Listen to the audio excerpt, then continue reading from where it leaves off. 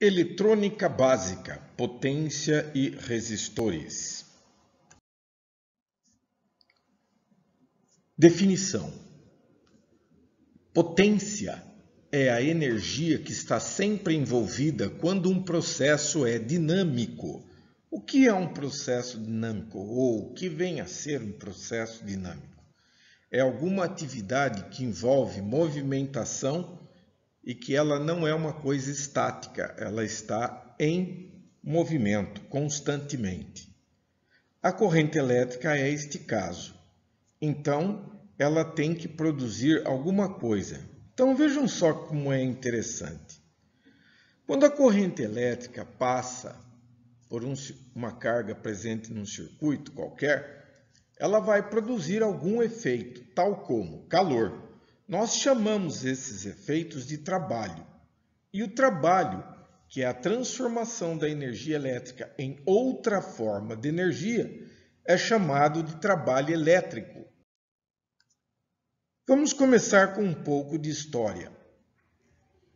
Resistores percorridos por corrente elétrica aquecem, produzem calor.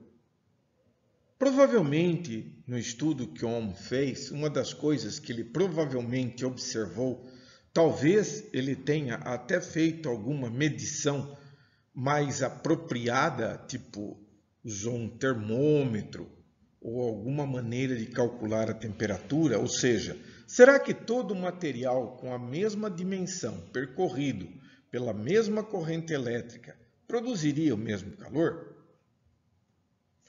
Bom, partindo da definição daquelas que foram as conclusões de Ohm, o calor poderia facilmente ser justificado pelo atrito dos elétrons com o núcleo dos átomos envolvidos na malha cristalina da estrutura atômica.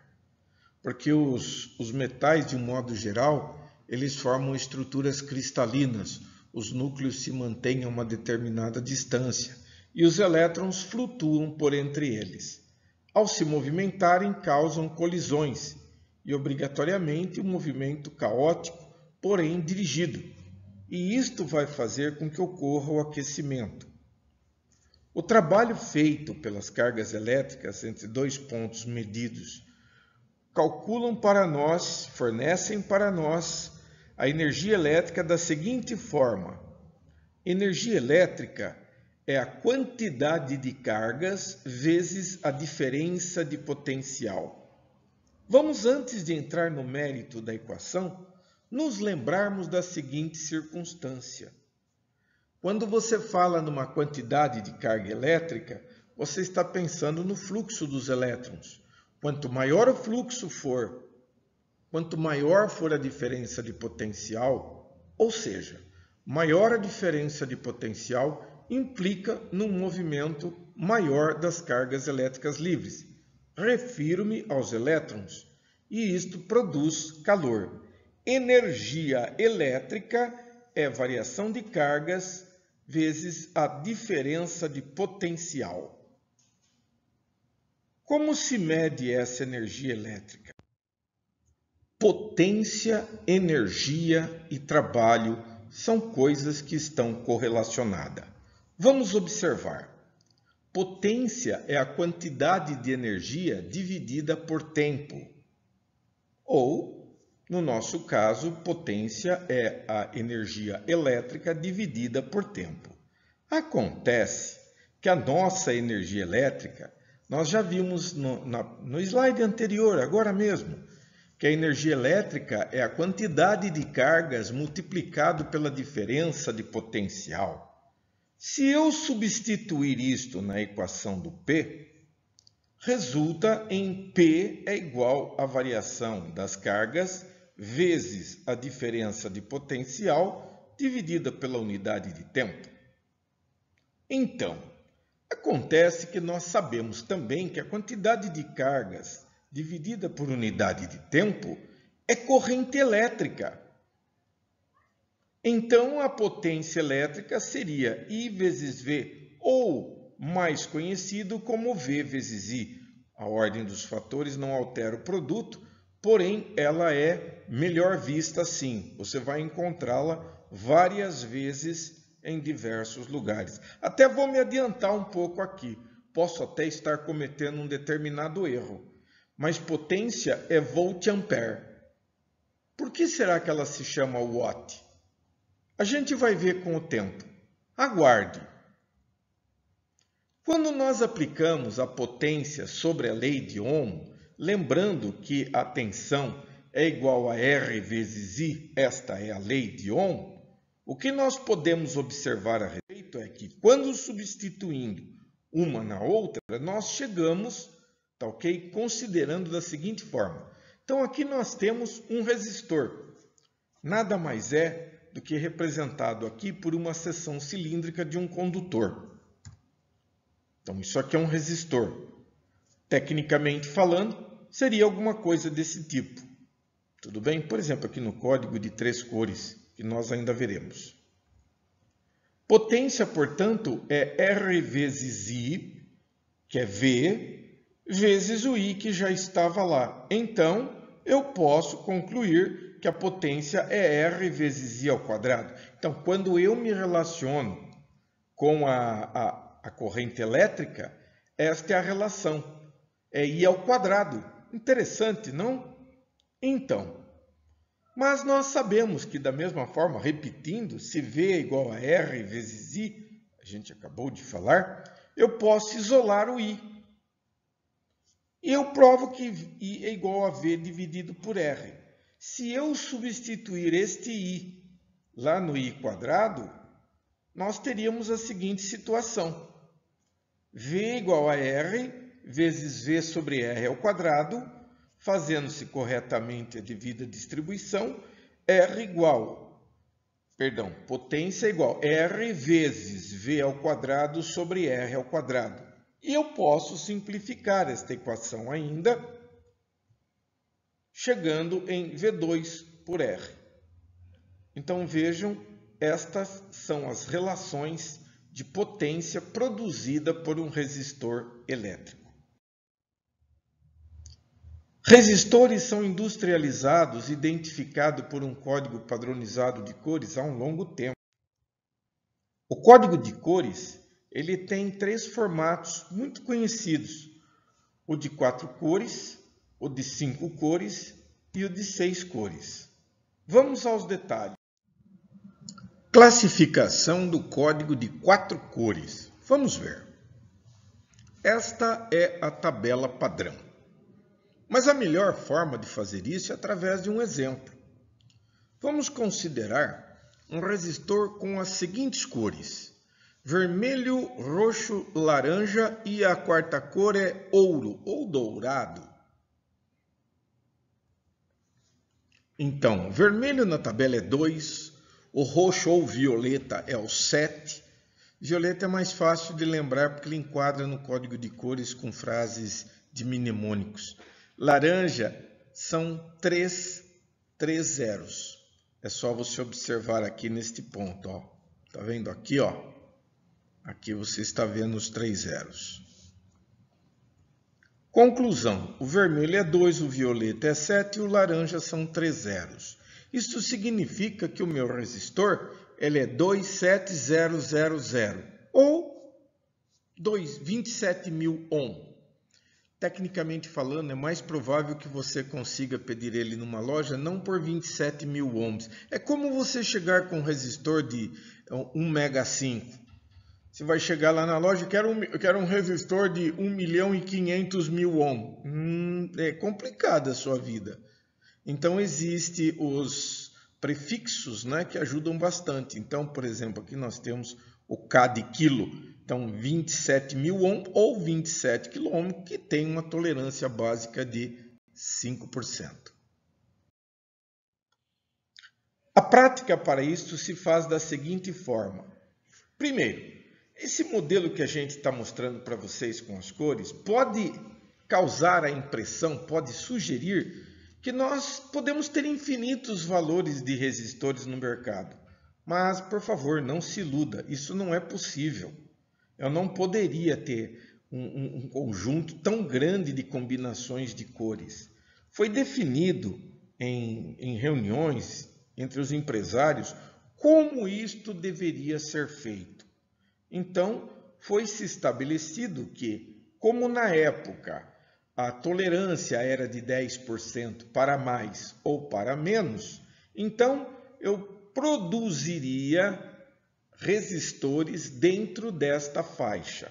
Da seguinte, portanto, seguindo este raciocínio, a tabela comercial que foi estabelecida ficou com esta forma.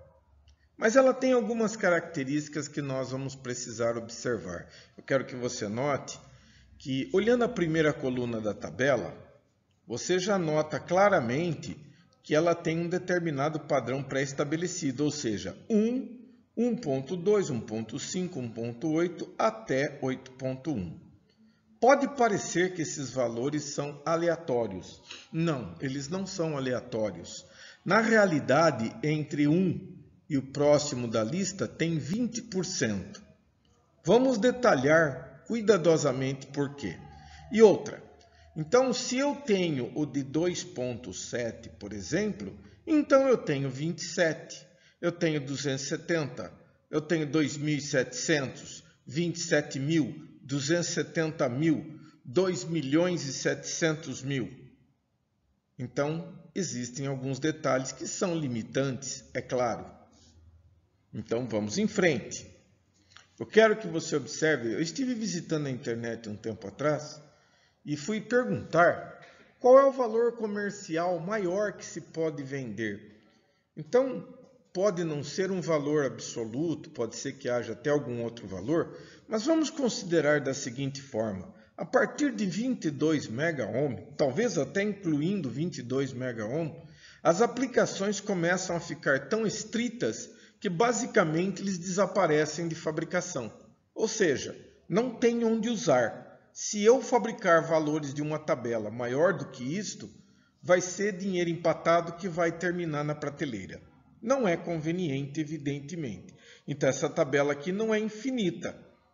O maior valor que se chega, por exemplo, nós temos aqui o de 2.2, 22, 220, 2.200, 22.000, 220.000, 2.200.000, o último seria, depois dele não se fabrica mais nenhum valor comercial.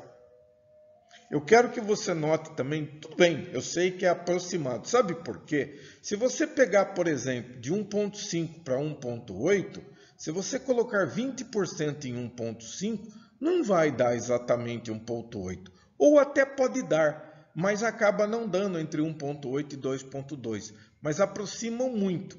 Vamos fazer um exemplo em cima de 2.7 para que nós possamos compreender melhor. Então, escolhi o 27 ali, podia ser qualquer valor. O que eu vou falar para ele vale para todos. Então, vamos em frente. Vamos considerar que 27 com 20% vai dar aproximadamente 32,4. Foi adotado o valor 33, como você pode ver lá na tabela. Mas se você for fazer 27 menos 20%, é aproximadamente 22,2 ou 22. É o que eu estava falando do aproximadamente. Eles estabelecem um valor, mas a tabela realmente é de 20%. Entre este e este, entre este e este, entre este e este, entre este e este. E o engraçado, eu sei que é estranho, mas depois do 81, por exemplo, se você colocar 20%, ele vai parar aqui. E começa de novo. É interessante, né? O que mais eu posso falar a respeito? Isso daí são os valores, mas tem mais uns detalhes que eu preferi deixar separado, tamanha a quantidade de detalhes. Vamos a ela. É muito importante. O que você observa aqui, e eu repito, isto foi feito porque as técnicas de fabricação da época que o padrão foi criado, foi estabelecido, os resistores comerciais eram de 10%, era muito comum. Então, veja o que acontece. Vou pegar aquele resistor de 27 ohm com 10%. Vamos considerar que este era o resistor vigente na época. Ou seja, você compra um resistor de 27 ohm, mas se ele tem 10% de tolerância, ele vai ciclar entre 24,3 com menos 10% e com mais 10% ele vai para 29,7. O seguinte da tabela é o 33. Olha que interessante. 33 com menos 10% é 29,7, com mais 10% é 36,3. Bom, o que é que eu observo já aqui? Eu observo que o menor valor do 33 ohm está, na verdade, no topo da tabela do 27. Se você lembrar que depois do 27 vem o 33, então o 27 vai até 29,7. De 29,7 para frente já é do 33. E é lógico que fica até aquela confusão. Pô, 29,7 é o máximo do 27 ou é o mínimo do 33? Quer que eu seja honesto? Provavelmente deve ter acontecido isso mesmo, de você pegar um de 27, de tão ruim a qualidade dele que ele parou no teto, 29,7. Da mesma forma, pegar um de 33 de péssima qualidade que vai parar lá no 29,7. Tanto faz um quanto o outro, porque dizer que um resistor pode ter 10% de tolerância não significa que ele vai variar. Significa que quando você compra um resistor, se ele estiver dentro do valor estabelecido, ele é considerado absolutamente dentro do previsto, portanto, está correspondente à norma correta. É o que eu acabei de falar. O limite inferior de 33 acaba coincidindo com o limite superior do 27. Isso vai acontecer em toda a tabela. O de 5 cores. Vamos conversar sobre este de 5 cores. Então agora eu tenho 1, 2, 3, 4 faixas e mais uma quinta faixa com a tolerância. Quero que você observe agora que ele ainda sustenta 5% e 10%, mas ele já começa a decair. Por quê? Eu posso ter tolerância, se for, por exemplo, a faixa cinza, tolerância de 0,05%. Em outras palavras, é um valor praticamente absoluto. Então vamos pegar este exemplo. Vermelho, violeta, laranja, marrom e vermelho. Vamos ver como interpretar estas 5 cores. Então é o vermelho 2, violeta 7. O laranja é o 3, o marrom é o 0 e a última cor é o vermelho. Isto compõe o seguinte número: 2.370, porque são 4 dígitos, tudo bem? E com 2% de tolerância. Eu sei que é meio estranho, mas observe que ele permite uma aproximação bem mais lógica do que o esperado. E ainda tem 2% de tolerância. Muito bem, então vamos apreciar um pouco a tabela com os resistores com 6 cores. Eu quero que você note o seguinte: ele se parece com a de 5 faixas, mas veja, não é parece, ele é. O que acontece é o seguinte: para se falar em alguém com muito mais precisão, o que eles agregaram efetivamente, dá para você ver notoriamente aqui, é a sexta faixa, que tem o coeficiente de temperatura. Então, as montagens dos códigos de cores basicamente são os mesmos. A diferença é a sensibilidade à variação da temperatura ambiente em graus Celsius. O ppm, para quem não sabe, é partes por milhão. É o grau de diluição do ambiente. Pode servir para líquidos, pode servir para gases e também pode servir para a temperatura ambiente se você tiver uma ideia de concentração. Algumas considerações a mais que são importantes. Nós devemos lembrar o seguinte: nós ainda não resolvemos o nosso problema original. Qual era a minha grande dúvida? E se eu precisar de um valor específico? 1312. Não existe esse resistor comercial. Embora o valor com 4 dígitos exista, mas não com este valor. Como eu expliquei, tem valores comercializáveis. Eles são, obviamente, diferentes. Então, vamos prosseguir com o problema. E aí, então, quais são as minhas opções? Quer dizer, o que eu posso fazer? Bom, você pode, num primeiro momento, tentar associar resistores. Sim, eles podem trabalhar em conjunto, na tentativa de chegar no valor mais próximo daquele valor que você estava desejando. Os tipos de associações de resistores são 4. Você pode associar em série, em paralelo, mista, que é uma mistura de série e paralelo, e nós temos também a estrela triângulo. A estrela triângulo tem aplicações muito reservadas pela complexidade natural que os cálculos representam para esta condição, mas nós também passaremos um breve estudo sobre ela. A série é a mais simples de todas. É quando nós colocamos a saída de um resistor na entrada do outro, como uma sequência de vagões de trem. Desta forma, por exemplo. Tudo bem? Aqui nós temos 3 resistores associados em série. Tá, e o que significa isto? Significa que se nós medirmos entre A e B, que são os 2 extremos, nós teríamos a soma desses 3. É assim que ele funciona, como se fosse um resistor único com o valor total. E o valor sempre será a soma. Sempre. Portanto, é um dos mais simples que tem para identificar e calcular. O paralelo já é um pouco mais complexo. Neste caso, nós sabemos que os componentes têm 2 terminais. Quando nós ligamos os 2 terminais de cada componente entre si desta forma, nós temos o que nós chamamos paralelismo. Aqui eu quero citar que nós temos aqui este elemento, observe, o terminal deste está conectado no terminal deste, assim como o terminal deste está conectado com o terminal deste. Porém, nós temos um terceiro que também está conectado. Este nó significa uma emenda. Para se ter um nó significativo eletricamente, eu tenho que ter no mínimo 3 saídas. Se você tiver apenas 2 fios, isso não representa um nó elétrico.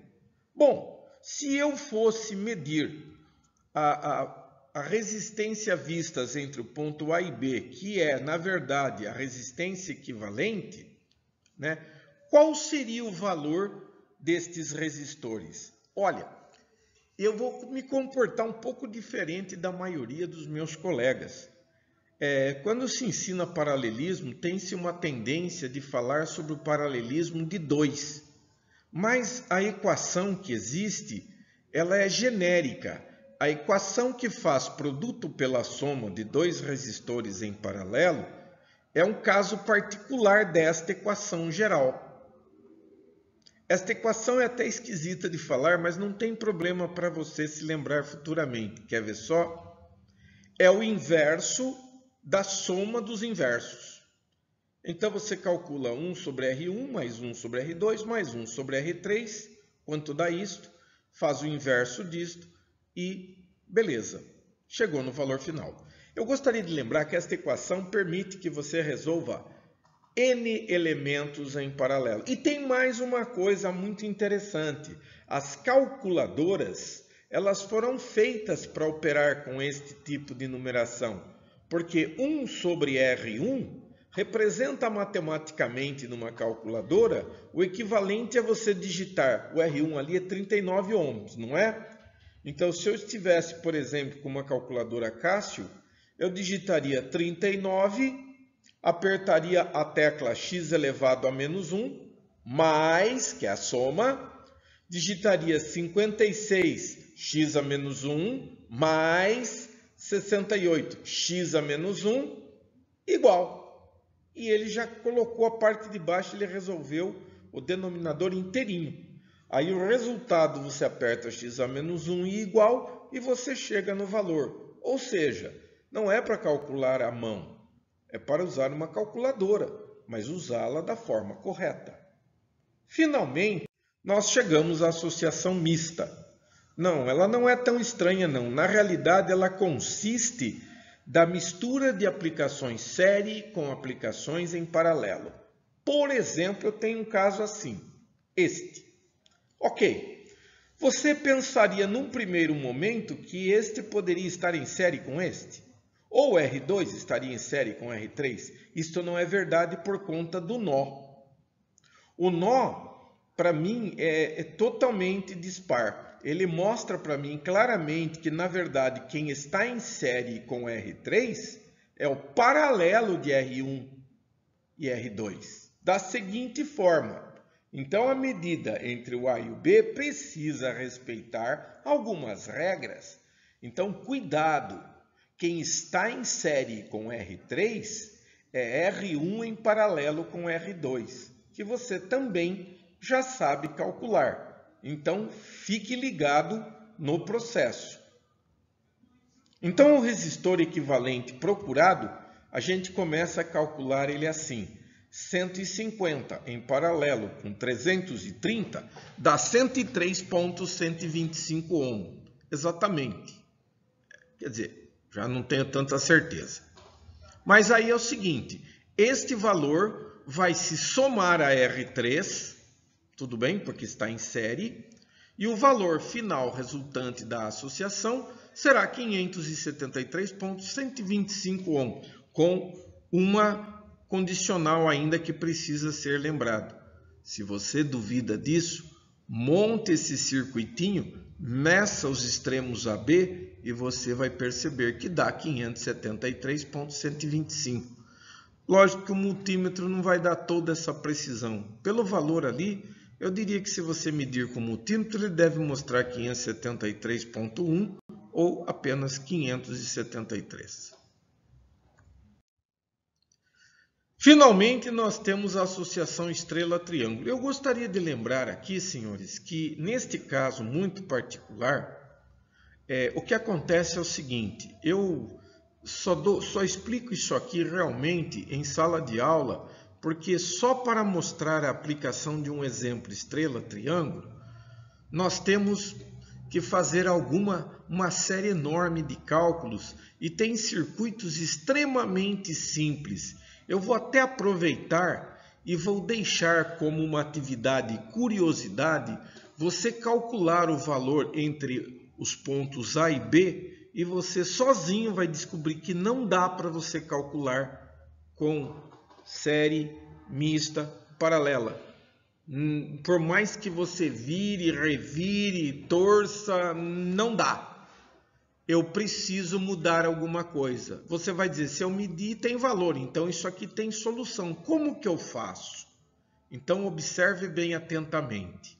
A questão é o seguinte, ou você tem uma estrela, como este verde aqui, ó, 1, 2 e 3, ou você tem o triângulo equivalente A, B e C.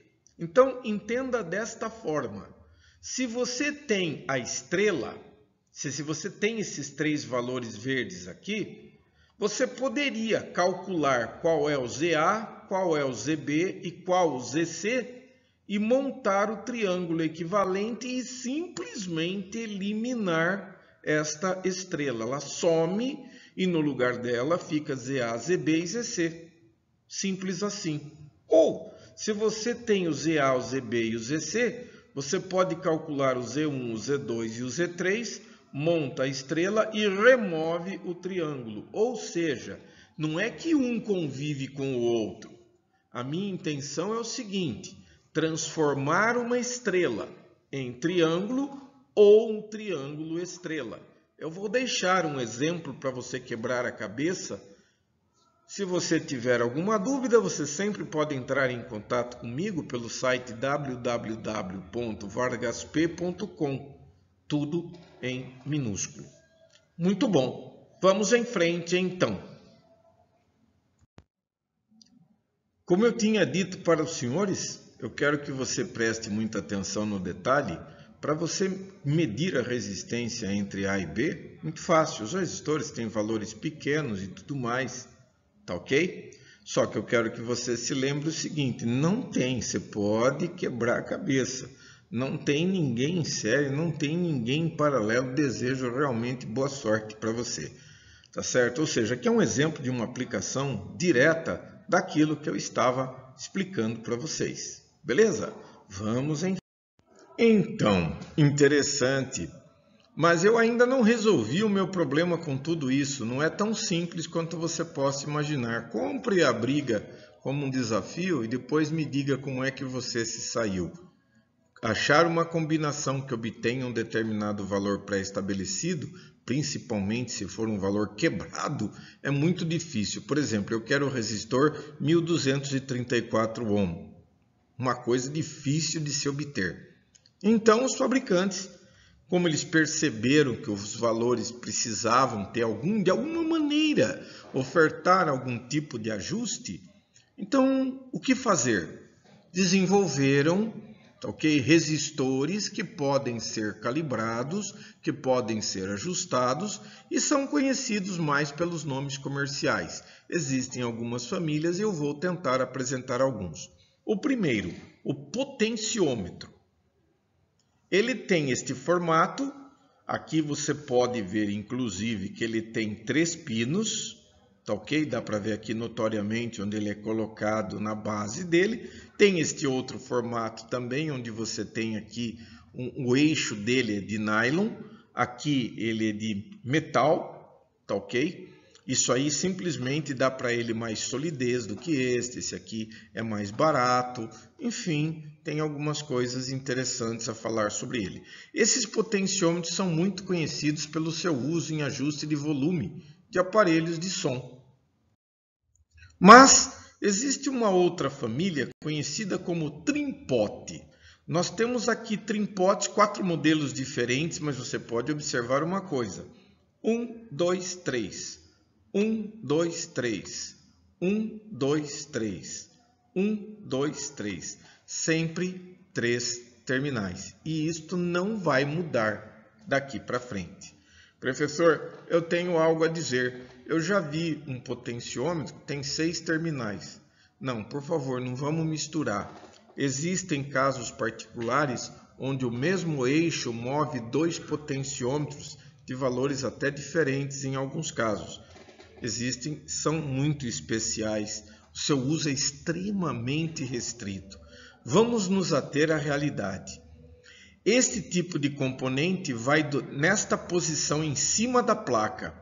Este vai de pé, tal como este daqui também. Este também vai deitadinho em cima de uma placa, de modo que você vem com uma chave e muda o valor para calibrar ele. Ele é utilizado para calibração de componentes na placa, 2 do modelo em pé e 2 do modelo deitado. O detalhe que eu quero deixar claro aqui é que o tamanho aqui não está em evidência. Não corresponde à realidade. Este daqui, por exemplo, dos 4 aqui, este aqui é o maior deles, é o mais comum, tudo bem? Então não estou me preocupando com dimensão, mas com funcionalidade. Aqui nós temos uma família mais precisa. Eles são realmente mais precisos e eles todos são muito pequenos. Temos uma exceção aqui. Eu tenho um potenciômetro que ele permite obter valores de altíssima precisão e ele é caro justamente porque o eixo dele é extremamente sensível, tá certo? Ele é grande, tal como um potenciômetro que nós vimos lá no começo, mas ele é multivolta. Aqueles potenciômetros do início da demonstração, ele varia 360 graus em torno do eixo apenas. Foi de 0 a 360, acabou, deu tudo que ele tinha. Este não, ele tem um fuso e esse fuso vai virar, produzindo valores extremamente precisos. Todos eles têm o mesmo tipo de comportamento. As diferenças vão ficar por conta das características construtivas. Todos são de pequeno porte, menos este particular aqui. E pode ver aqui o tamanho. Esse daqui, se eu não me engano, era este modelo aqui. Está na mão, na palma da mão. Ele vai de pezinho soldado na placa, você vem com uma chave fenda aqui em cima e calibra ele. Aqui também, este também e este também, são multivoltas. Ajustável com derivação. Eles são diferentes. Geralmente, eles têm um pouco mais de potência. são feitos de fios. Mas aqui você já começa a enxergar claramente por que eles têm que ter 3 pontos. Vamos pensar de uma forma simples. Eu pego um tubo de cerâmica e, utilizando um fio resistivo, aqui você pode ver, ele está exposto, né? Aqui você solda uma ponta do fio, enrola ele no tubo e solda o outro terminal. Ora, entre uma ponta e outra, o valor do resistor é fixo, mas este daqui não. Este você solta o parafuso, movimenta o cursor até você obter um valor entre esses dois ou entre esses dois, de acordo com o valor desejado. Estes componentes são mais utilizados em dispositivos de potência. Sim, a pergunta que viria em seguida é esta. Ah, mas eu quero variar. Não. Ele é ajustável com derivação. Ou seja, você pode medir o fixo entre os extremos ou entre os extremos e o móvel. Mas o móvel, uma vez escolhida a posição, você fecha o parafuso dele e ele não mais se altera. Ok. Vamos então ao símbolo elétrico dele. Qual é o símbolo de um resistor? Ele é aceito pela Associação Brasileira de Normas Técnicas, a ABNT, nesses 2 modelos que vocês estão vendo aqui. Veja, pode ser um retângulo com um risco de uma flechinha, que é para indicar variação. Está aqui o terminal dele. Da mesma forma, pode ser este zigue-zague, tá ok? E aqui também a seta dele. De um modo ou de outro, você nota que eles têm 3 pontos. Tal como era de se esperar. Por quê, senhores? Porque o que nós temos aqui é o seguinte, nós temos, medindo entre os 2 extremos, nós temos o que eu chamo de valor fixo, resistência total. Mas, entre um extremo e o ponto variável, nós temos uma resistência medida, quer dizer, você parou de mover, claro, né? Você está medindo entre os 2 primeiros pontos e você mede R1. E você mede entre este ponto do meio e o outro, o R2. E o que você conclui? Que a resistência total sempre será a soma de R1 mais R2. Ou seja, quando uma aumenta, a outra diminui e vice-versa. Resistores, senhores, também existem na forma de array. Ou seja, eu posso colocar esses resistores dentro de um circuito integrado, como é o caso aqui que estou mostrando. Aqui nós temos um circuito integrado chamado 4116R1472. É um conjunto e rede de resistores. Esse componente tem 16 pinos, portanto são 8 resistores de 4K7 que estão isolados dentro dele, individualmente. Se você quiser ver alguns detalhes, o datasheet dele está aqui no site da Mouser. Aí você pode ver inclusive detalhes construtivos, características de variação, entre outras coisas.